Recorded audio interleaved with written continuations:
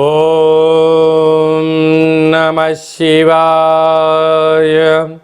ఓం నమో నారాయణాయ. ఓం శ్రీ స్వర్ణాకర్షణ కాళభైరవాయ నమో నమః. ఓం నరదృష్టి నివారణ సంచిత కర్మ ప్రారబ్ధ కర్మ ఆగమిక కర్మ దగ్ధ నివారణ తులాభార కాళభైరవాయ నమో నమః.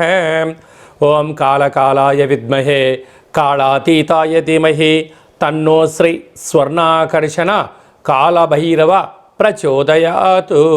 హరి ఓం.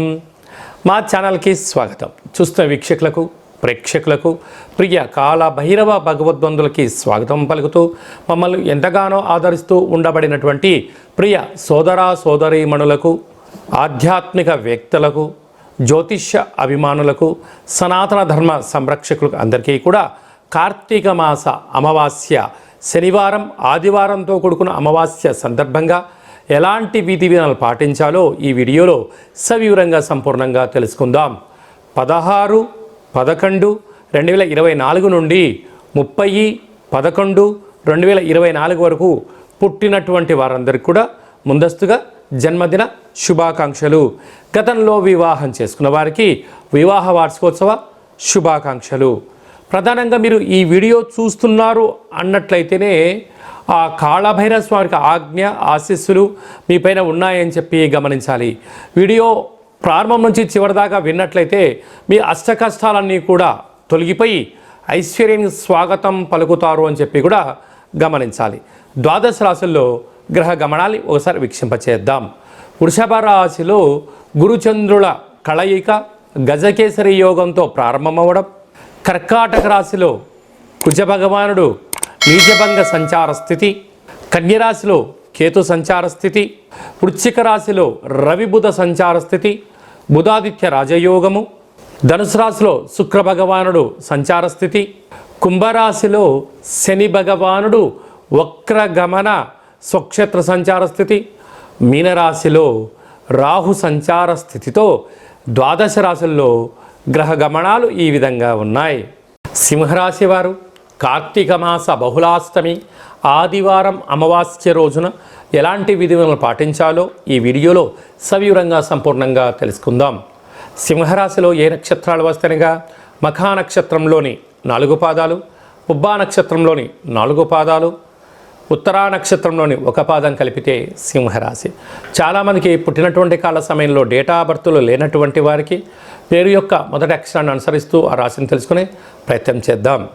మా, మీ, మూ, మే, మో, టా, టీ, టు, టే అక్షరాల వారందరూ కూడా సింహరాశి జాతకులే. సింహరాశికి అధిపతి రవి భగవానుడు. వీరికి 2వ స్థానంలో కేతు సంచార స్థితి, అర్ధాష్టమ రవి అర్ధాష్టమ బుధుడు. రాశాధిపతి అర్ధాష్టమంలో ఉండడం, ఈ రాశాధిపతి మిత్రుడైనటువంటి బుధుడు కూడా అర్ధాష్టమంలో ఉండడం వలన మీ యొక్క జన్మ నక్షత్రం రోజున అష్టమి, చతుర్దశి, అమావాస్య సందర్భంగా దూరావాయు జల ప్రయాణాలు పెట్టుకోవద్దు. కారణం ఏమిటనగా ప్రమాదాలు పొంచి ఉండడం, జలగండం, నీటిగండం, శత్రుగండం పొంచి ఉండడం, యంత్రాలతో ఆయుధాలతో దయచేసి చెలగాటమాడవద్దు. ప్రభుత్వ అధికారులతో అనేక మందితో మీ నాలుకను అదుపులో పెట్టుకొని మాట్లాడడం చాలా అవసరం అని చెప్పి గుర్తుపెట్టుకోగలగాలి. లేకపోతే భారీ మూల్యం చెల్లించుకునే పరిస్థితి ఫ్యూచర్లో అధికంగా ఉంటుంది. తస్మాత్ జాగ్రత్త. నూతనంగా వివాహం వారికి సంతాన యోగం, పిల్లలకు బంగారాభరణాలు, షేర్లు, స్థిరాస్తులు, చరాస్తులు కొనించాలని మీ కోరిక నెరవేరబోతుంది. సప్తమంలో శని భగవానుడు వక్రగమన స్వక్షేత్ర సంచార స్థితి ఉండడం వలన దయచేసి పై అధికారులతో, సహ ఉద్యోగస్తులతో, కింది స్థాయి ఉద్యోగస్తులతో ఎంతో జాగ్రత్తగా ఉండాలి. లేకపోతే వారే మీకు శత్రువులు అవుతారు అని చెప్పి గమనించాలి. సింహరాశి వారికి శత్రువులు ఎక్కడో ఉండరో. విశేషం ఏమిటంటే ఇంట్లోనే తల్లిదండ్రుల రూపంలో, భార్యా పిల్లల రూపంలో, పనిచేసే వారి రూపంలో అనేక మంది శత్రువులు పొంచి ఉన్నారు. తస్మాత్ జాగ్రత్త. అష్టమంలో రాహు సంచార స్థితి ఉండడం వలన కొన్ని అధిక ఆలోచనలు, అధిక శ్రమ చేయాలి, ఏదో సాధించాలన్న కారణం చేత వేలకు తిండి, వేలకు నిద్ర, వేలకు విశ్రాంతి లేని కారణం చేత నరాల బలహీనత అనే వ్యాధి వచ్చే అవకాశాలు ఉన్నాయి. తస్మాత్ జాగ్రత్త. రాజ్యస్థానంలో గురుచంద్రుల సంచార స్థితి ఉండడం వలన వృత్తులలో, ఉద్యోగాల్లో, వ్యాపారాల్లో ఉన్నత స్థితి, రాజసన్మానము, గజ సన్మానము, విదేశాలకు వెళ్ళాలని మీ కోరిక నెరవేరబోతుందని చెప్పి గమనించాలి. వ్యయంలో కుజ భగవానుడు సంచారం చేయడం వలన, కుజదోష ప్రభావం కారణం వలన మీరు వీలైనంత వరకు అప్పులు ఇవ్వద్దు, అప్పులు తెచ్చుకోవద్దు. క్రయ విక్రయాలకు ఇది సరైన సమయం కాదు అని చెప్పి మీరు గుర్తుపెట్టుకోగలగాలి. నూతనమైన పనులు ప్రారంభించాలి అనుకుంటున్న వారందరూ కూడా కొంతకాలం పనులను వాయిదా వేసుకోవడం ఉత్తమోత్తంగా భావించగలగాలి.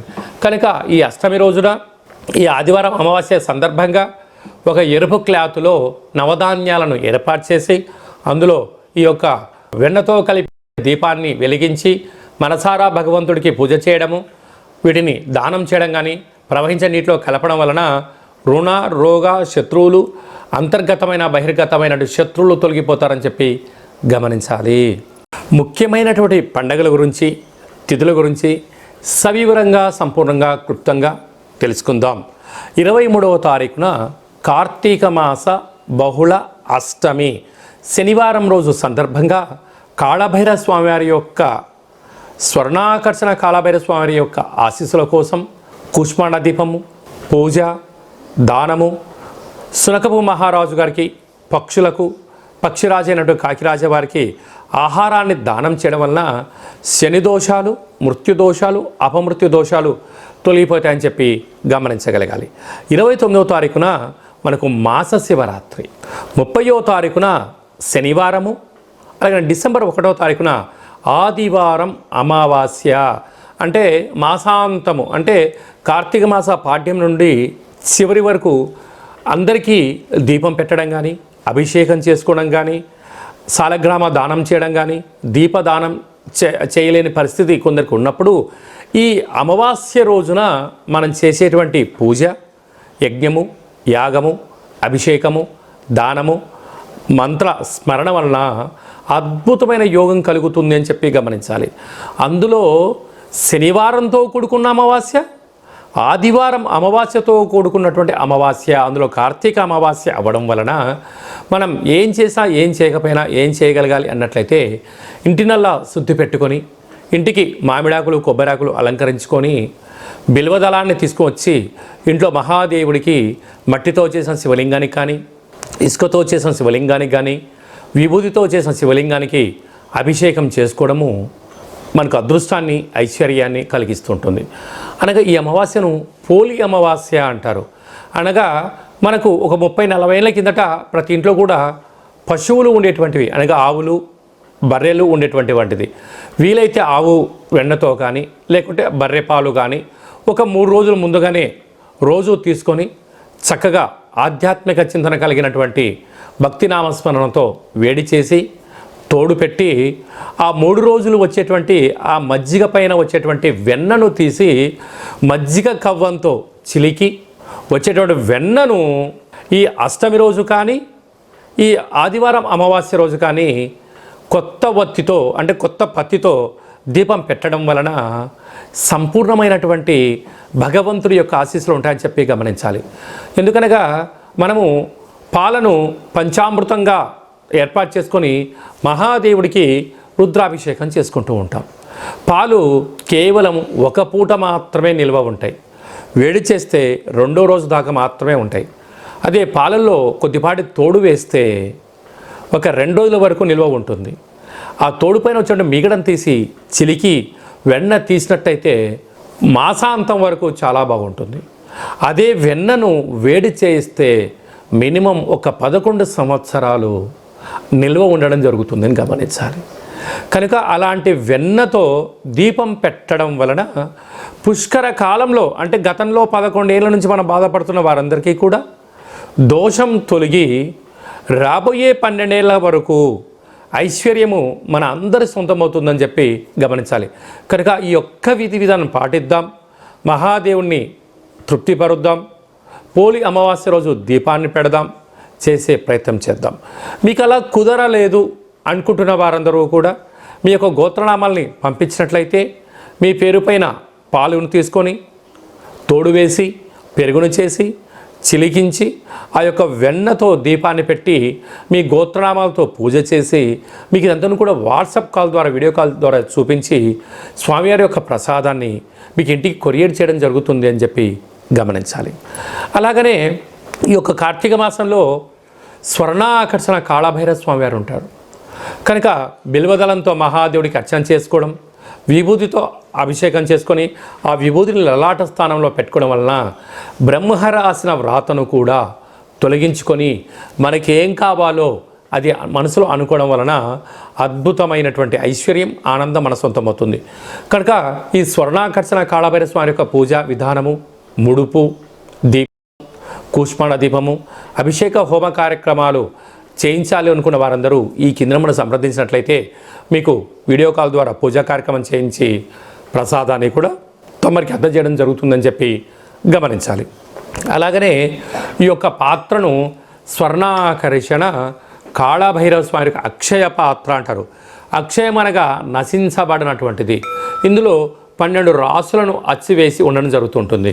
ఈ యొక్క పాత్ర సహాయం చేత ప్రతిరోజు మనం ఇంట్లో పూజ చేసిన తర్వాత ఉదయం కానీ సాయంత్రం కానీ ఇలా శబ్దం చేయడం వలన ఓంకార శబ్దం రావడం జరుగుతుంటుంది.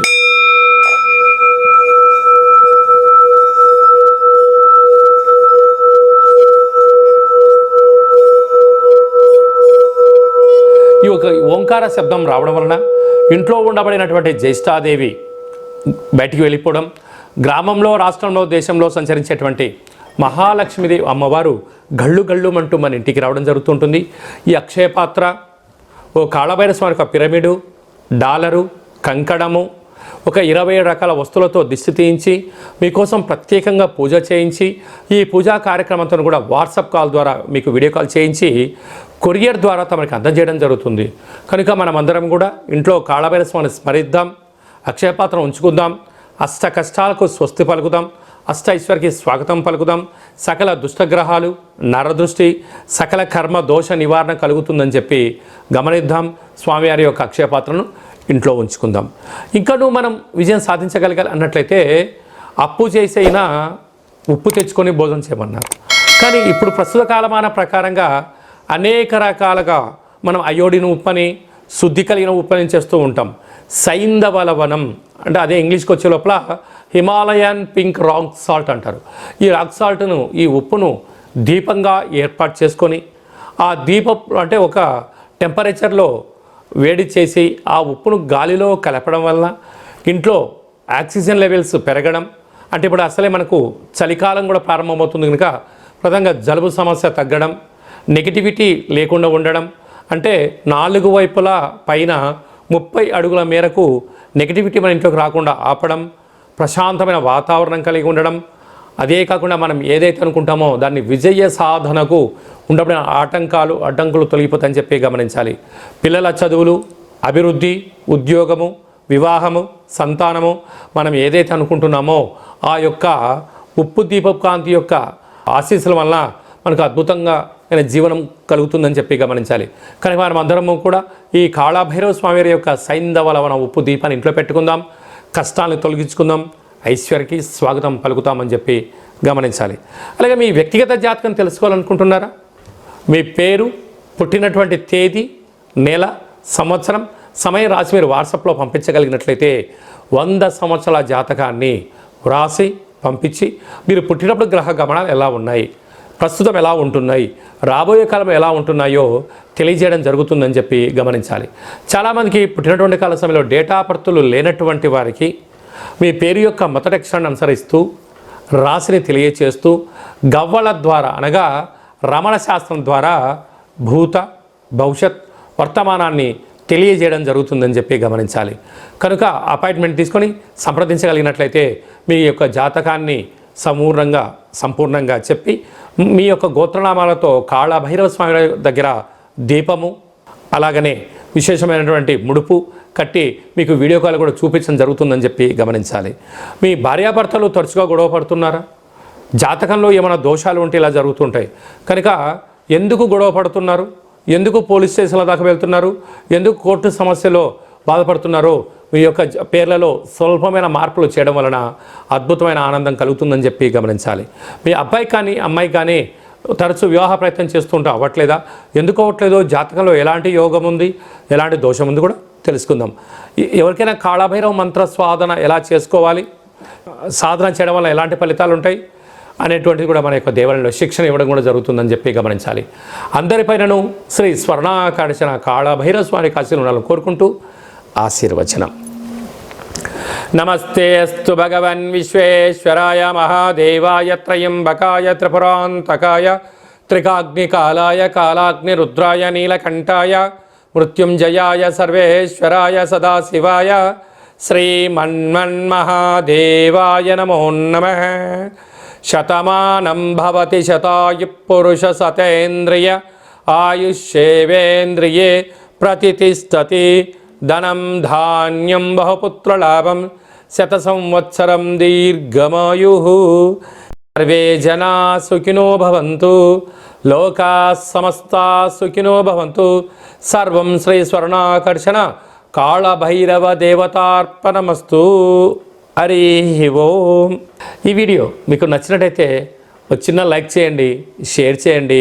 మీరు ఎవరి క్షేమాన్ని కోరుకుంటున్నారో, మీ క్షేమాన్ని ఎవరైతే కోరుకుంటున్నారో వారందరికీ కూడా కాళభైరవ స్వామి వారి యొక్క ఆశీస్సులు కలగాలని కోరుకుంటూ ఫార్వర్డ్ చేసి హిందూ ధర్మాన్ని కాపాడండి, భగవంతుడి యొక్క ఆశీస్సులు పొందండి.